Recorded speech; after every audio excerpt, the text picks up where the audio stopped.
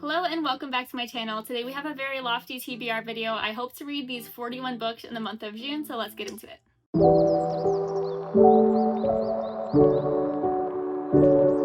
I read queer all year and think it's really important to do so, but I do put a little bit more of an emphasis on that in June for Pride Month, so a lot of these are going to be queer romances. We also have fantasy books, YA books, thrillers, and a couple miscellaneous, so I'll show you guys all of them. Let's do it by genre. Alright, let's start with queer romances. The first one is My Best Friend's Honeymoon, which I hear is absolutely adorable. This is an FNB romance, so it's non-binary rep, and it's about this woman who, something happens with her fiance. I think he cheats on her right before the wedding, and she ends up going on the honeymoon with her best friend, and they have feelings for each other. Next up is The Shots You Take, which looks like an adorable hockey romance. I can't wait for this one. Another romance we have is Flirty Dancing, which I don't know a ton about. It says that it is filled with colorful characters, Broadway references, and high drama. It's a delightful romantic comedy that shows that love, like art, is worth a little sacrifice. I am so excited for this one. This is called Backhanded Compliments, and this is a sapphic tennis romance. Now, I met my spouse playing tennis, so this seems so up my alley. I absolutely cannot wait for this one. This book does come out on the 10th of June, so it isn't out quite yet. I got an advanced copy of it and just cannot wait to read it and see what I think. Next up is The Broposal, which I cannot wait for. This is an marriage of convenience book where these two best friends are getting married. One of them needs financial stability and the other one needs a green card, but that fake marriage ends up turning into real feelings, and I think that sounds so adorable. Next up we have Ready to Score by Jodie Slaughter. It says that this is cute meets Friday Night Lights and this funny, spicy, emotional new sapphic romance from Jodie Slaughter. I haven't read anything by this author, so I'm excited to check it out. This one I was sold from because it is compared to a book that I actually haven't read yet, but I've watched the movie and loved it. This is One Night in Heartswood, and it says that if you like Red, White, and Royal Blue, you'll like this book, and I loved the movie, and I love Casey McQuiston's other books. That's the author of Red, White, and Royal Blue, so I know I'm gonna love this one. Now, speaking of Casey McQuiston, I do have two books of theirs on my TBR. One is Red, White, and Royal Blue. I think it's finally time that I read this. I know I did this in the wrong order by watching the movie first, but my husband and I watched the movie on our honeymoon together, so it's okay. I love the movie. I'm sure I'll love the book.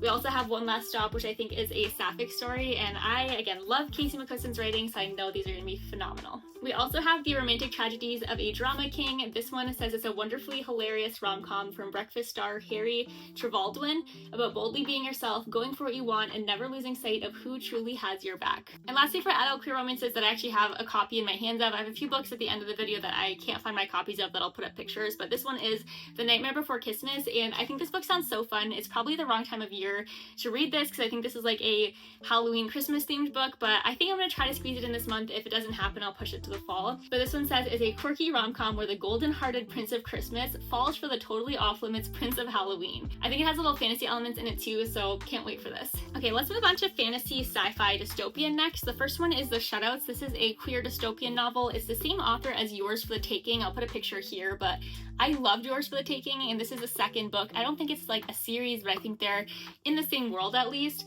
It follows a cast of characters on the margins of a strange and exclusive new society. Then we have The Devils by Joe Abercrombie. This is the book my husband is currently reading, and he's obsessed with this so far. Every day he comes home from work after listening to the audiobook and just tells me all about how much he loves it and how much I need to read it. So it was already on my TBR, it just scooched up a little bit, so I hope to finish this month, although it is a bit of a chunky read. This one's set in a reimagined Europe where magic and monsters are real. It follows the misadventures of a magical medieval suicide squad sent to do the church's dirty work. Say less, that sounds so fun. And the hardcover of this book has beautiful art on the inside. That has me so sold too. Oh my goodness, I hadn't even noticed the bare hardback is so stunning. I'm also planning to read The Enchanted Greenhouse. This is the author of The Spell Shop, which was a cozy fantasy romance book. I loved that one so much, so I can't wait to read this. This isn't out yet. It comes out in July.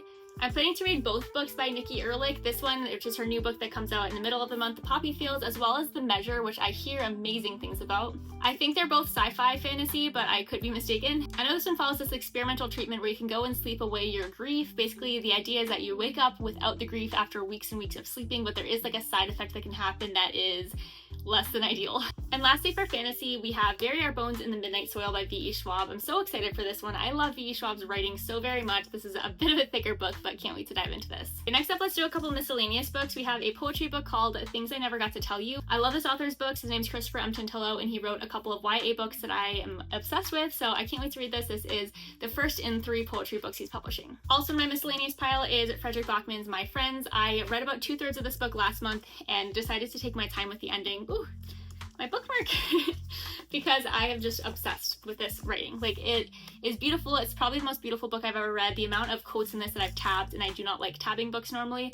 This is saying something. This should tell you how amazing this book is. We have a small stack of thrillers as well, so let's go through those next. We have Our Last Wild Days, which I believe follows this woman who is headed back to her hometown after like a long time away to take care of her mother, but then somebody she knew back in her past ends up dead, and she's trying to figure out what happened to them. We also have Julie Tan is Dead, which I've heard is amazing. This one's about a twin sister who is basically trying to take the life of her twin who passed away and hide the fact that she did pass away, but then she starts to realize that her death might not have been an accident and the people that killed her might be now after herself.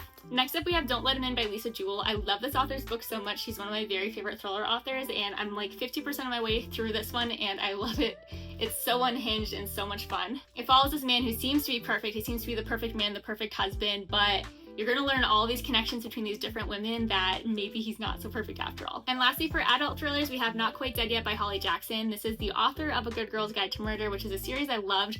Now that series was YA, and I think she's only published in the young adult genre so far. I think this is her adult debut, so I can't wait for this one. It comes out in July, so I'm hoping to read it this month.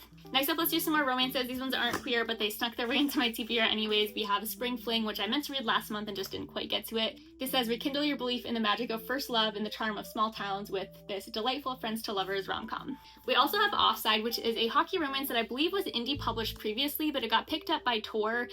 Bramble specifically is the imprint. So I'm excited to read this. This is an arc. It comes out in July, but again, some people have already read this because of the indie version. But this one's an enemies to lovers, fake dating, hockey romance, where Hannah Grace meets Elle Kennedy. Those are two authors I love, so this seems like a recipe for success. We also have Last Night Was Fun, which is a like sports analyst romance for baseball, and it's like a rivals to lovers. And then lastly, Between Friends and Lovers, which I think is a love triangle book. Okay, last category before we go through the ones that I don't have physical copies of in my hands right now. This is YA books. So the first three are Alice Oseman books. If you haven't read the Heartstopper series, like, stop this video, stop what you're doing and go read it. It's so amazing. If you like graphic novels, this is a must read. It's the most adorable queer romance story, and I think about these characters all the time. So I'm gonna dive back in with the first book again, even though I've read this whole series already. I just can't help myself. And I'm also planning to read two of her books. The first one's Solitaire, and then I think this is the novella that goes after it, Nick and Charlie.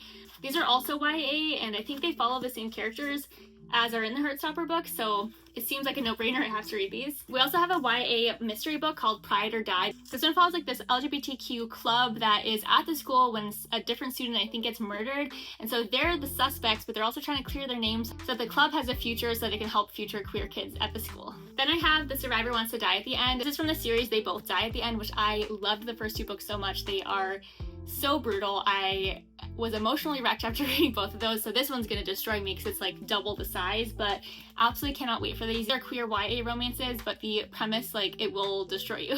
Next up, I know nothing about this book other than that everyone has been recommending it to me for years and I haven't listened, so I'm gonna pick it up finally this month. It's called All That's Left in the World. And lastly, for YA books, we have Home Field Advantage, which is a queer sapphic romance. It's a classic like football player cheerleader romance, but both of them are girls, of course.